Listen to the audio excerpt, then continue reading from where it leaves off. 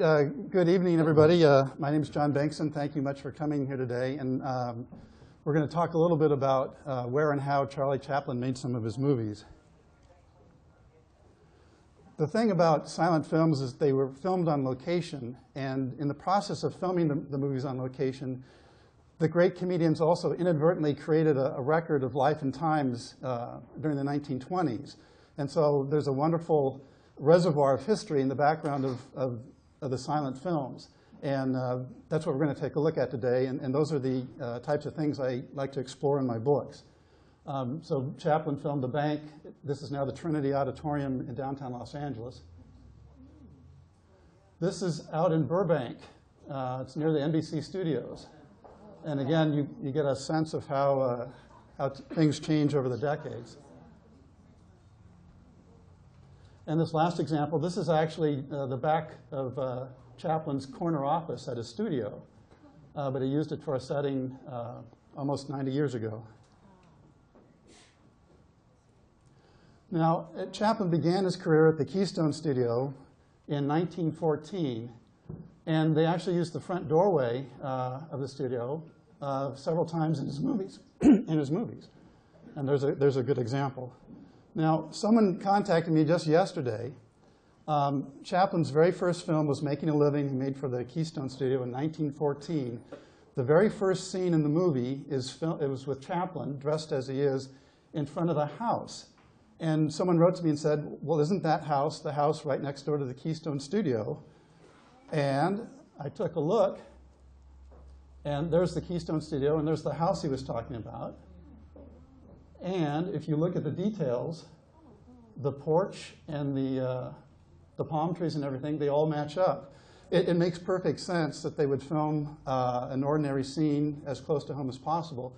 But literally, the very first scene of Chaplin's very first film, we can identify. The Keystone Studio, there's now a Taco Bell, so the circle there is roughly where Chaplin stood. And one of the Keystone filming stages is still standing. It's now a public storage warehouse. Now, I don't know how many of you were here to see the screening of The Pilgrim, but if you think about it, it's amazing that almost 90 years ago, Chaplin filmed scenes in this very building. And how did you figure it out? Well, it says so, right on the bulletin there. Now, this is Saugus. There's the Saugus Cafe, and there's the train station. This was the original location, and that's how the station looked at the time of filming. And you can see, if you look, you can see the water tower and the shed and the building. They all match up. And these are just some examples of how, where Chaplin films, the scenes still match up today. And E.J. Stevens took these photos for me, I think, on Wednesday. So thank you, E.J.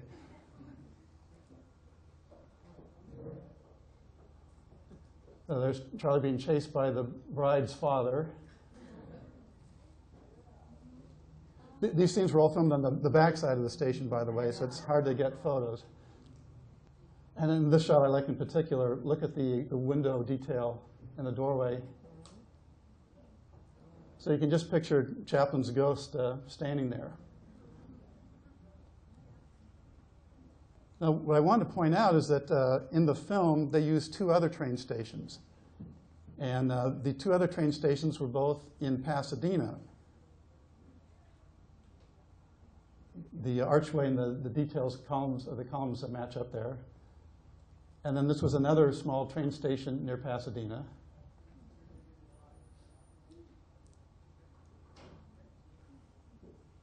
Now, what I want to point out, so this is that was the Raymond Hotel in Pasadena. And there's the first train station where he filmed, and there's the second train station. These two train stations and a third train station in Pasadena that Chaplin used are all gone, lost to history. And so I don't know the full history of how the Saugus train station was saved, but I think we all owe a debt of gratitude to the people who made the effort to save this station, because not only is it part of your local history, but it's also a part of film history itself.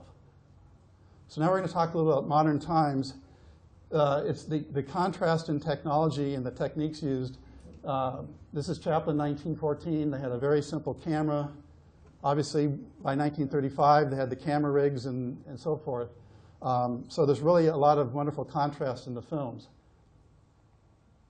The very first scene shows the subway, these workers leaving a subway station, and then they transition to the mindless sheep, and there's, of course, a black sheep suggesting Chaplin himself.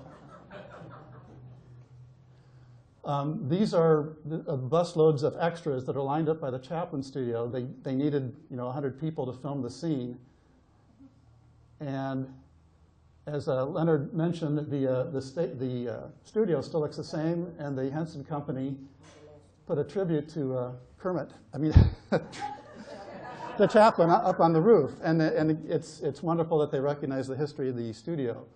So here's Chaplin filming this ordinary scene of people just leaving a pedestrian. It was a pedestrian underpass for a school, and they used it as a subway station. And here's how the setting looks today. I found out, thanks to Google Street View, that they filled in the pedestrian crossway sometime in the last couple of years, but the fresh cement in the foreground is where the subway used to be. This is a view of eastern Los Angeles. The yellow circle is the Plaza de Los Angeles that's still there. The blue line is the Los Angeles River, and then the red square is Chinatown. That was the Chinatown that was built in the 1880s and torn down in the 30s to make way for Union Station. And in the back, you'll notice these towers. These were gas manufacturing plants. I didn't realize this, but they had to manufacture gas by burning coal, and it wasn't until the 1920s that they could import natural gas from Texas and Central California. The one gas tank in the background there was over 350 feet tall, which means it was more than twice as tall as the tallest commercial building in Los Angeles. There was a height limit of 150 feet for commercial buildings. Until this was torn down in the 1970s, it was one of the tallest structures in Los Angeles. And you'll see it in the background of dozens and dozens of films, but here's an example from The Kid. The same tower is in the background of that shot of Charlie on the roof from The Kid. Now this is a view of a city hall that was probably taken in 1928. As I mentioned, Chaplin's first film, Making a Living, his very first film, he filmed scenes in front of the former Los Angeles Times building at First and Broadway, and you can see on the photo where that corner is. And a year later, he filmed scenes at the Bradbury Mansion on top of Court Hill, and you can see it's just half a block away from the LA Times building. But coming full circle, you'll see that the scenes that he filmed for Modern Times were literally just a few blocks away. So the early scenes where Charlie's chasing the woman was filmed by the Southern plant. And then later in the movie, when the workers are returning to work, they used the Northern plant. Here's an aerial view of where Chaplin filmed the early scenes. The railroad crossing sign that I've circled there appears in this Little Rascals movie. I don't know if you like Little Rascals, but Pups is Pups, where Weezer has to ring the bell to find his lost puppies. Well, that is the same building, and that is the same train crossing sign as in the Chaplin frame. So this is a view from street level. That's looking up Center Street. And here's a closer view. So when Charlie is chasing Juana Sutton around the corner, it was at the corner of this building here. Now, Charlie is hauled away to the sanitarium, and this was taken alongside the Jackson Street side of the gas plant. You can see one of the gas storage tanks in the background. This same setting Harold Lloyd used a few years earlier, 10 years earlier, for Heaven's Sake. And that gives you a broader view of the compressor plant and the gas storage tank in the background. As they haul, this is a view of the setting today. They reconfigured the building, but it's still fairly similar looking. The thing I like to point out is I don't think anybody would have imagined that the downtown skyline would look like it does with 60-story buildings. This is an aerial view of the Chaplin studio taken around the time he filmed Modern Times. There's a set there. It's a men's furnishing shop, and Charlie is standing in front of a shop window. The doorway there is the the doorway to the flower shop that appears in City Lights. So the famous conclusion to City Lights, where the blind girl realizes who he is, was filmed in front of this doorway. And I point this out because during the cafeteria scene from Modern Times, there directly behind Charlie by the red oval, that's the doorway where the conclusion to City Lights was filmed. So it's just right across the street from this cafeteria scene. There are some traveling shots from the movie. They filmed the rear projection scenes on Hollywood Boulevard between Vine and Cahuenga. That is the Broadway department store. Chaplin used the Broadway store later in the film. And they travel a block further west in front of the Security Bank building on Cahuenga.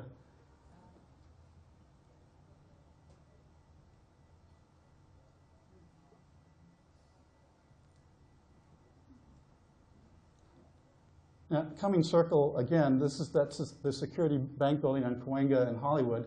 So that's where Chaplin filmed a little scene from Modern Times. He also used the same building for part of a montage when he's released from the sanitarium and the din and rush of the modern world. They represent it with all these dizzying shots, and that was filmed in front of the same bank building.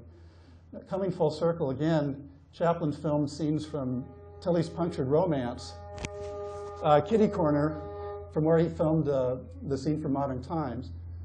This was a popular corner to film. Harold Lloyd filmed a scene from Why Worry in front of the same building.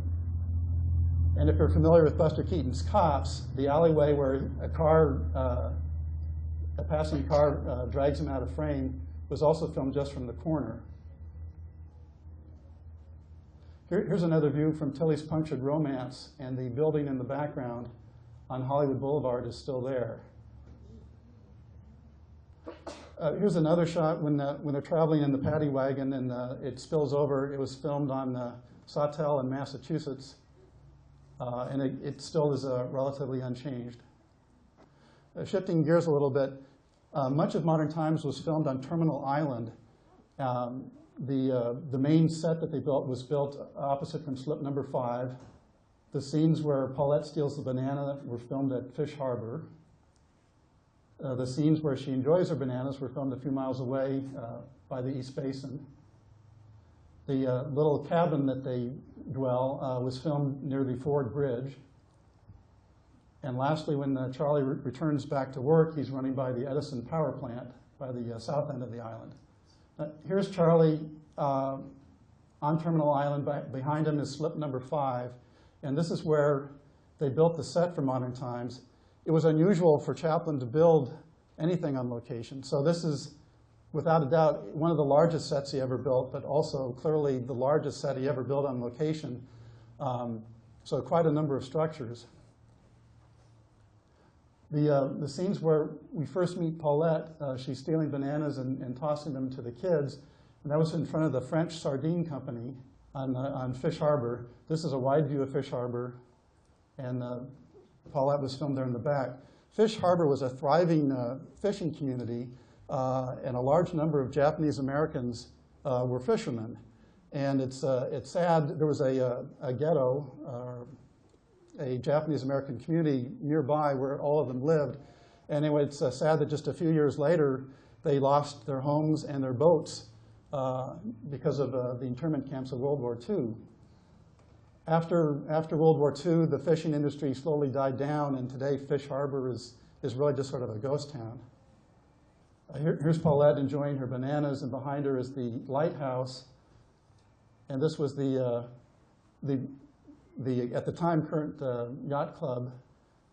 Apparently, the Coast Guard commandeered this yacht club during the World War II, and it was demolished sometime after the war.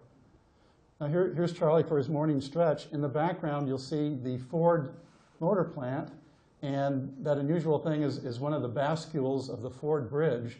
The bridge behind Chaplin is a bascule bridge. It's a medieval concept. There are large counterweights that make the bridge lower and close. This bridge was designed by Joseph Strauss, or is it George Strauss, the man who designed the Golden Gate Bridge. And at the time, this was the largest bascule bridge in the world.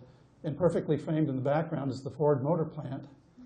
That opened in 1930, and so it was a godsend because it provided thousands of good-paying jobs to people during the Depression.